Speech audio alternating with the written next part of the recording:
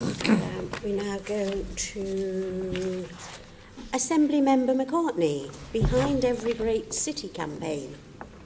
Thank you very much. 2018 is a very special year. It marks a momentous occasion in the history of our country and city, 100 years since the first women won the right to vote. London was at the centre of the suffrage movement, with our very own Trafalgar Square, the location for many of the rallies and marches that took place in the struggle to secure this basic right. The Behind Every Great City campaign will mark this centenary through celebrating London's role in the women's suffrage movement and the progress that's been made on women's equality over the past 100 years. Importantly, the campaign will include real action to tackle gender inequality in London, something we know still exists in our great city. I want the campaign to establish City Hall as a beacon for gender equality and encourage Londoners and London's businesses and organisations to support women's rights and gender equality. The campaign programme is already packed. One of the main moments will be the unveiling of the statue of Millicent Fawcett by Turner-winning artist Gillian Wearing, OBE, in Parliament Square later this spring. This statue will remarkably be the first of a woman and the first by a woman in Parliament Square. This will be complemented by a cultural programme that celebrates and educates Londoners, young and old, about the suffrage movement and the need for gender equality in 2018. I will also lead by example by announcing GLA group-wide policies that tackle gender equality head-on and set best practice for organisations in London and the rest of the country. These policies will have specific performance indicators once announced.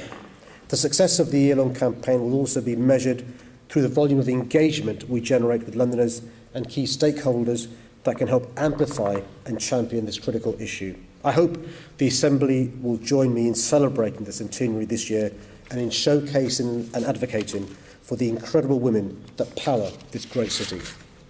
Thank you, and I think this is a wonderful campaign and has great potential.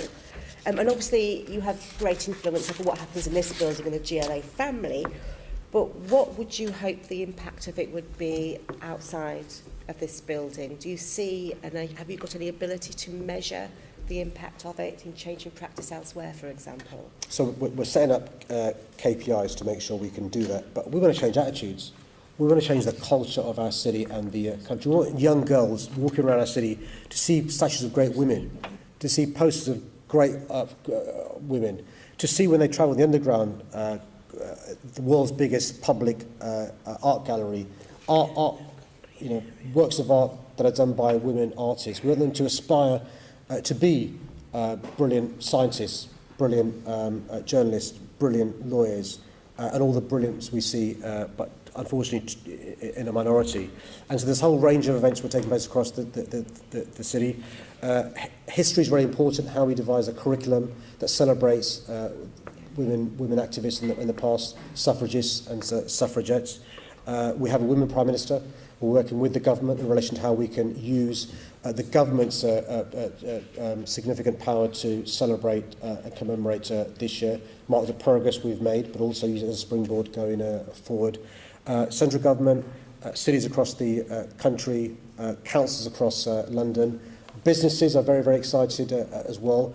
Many innovative businesses are realising that the evidence is, as we saw late last year, if your business fully utilises your female staff, you will be more profitable.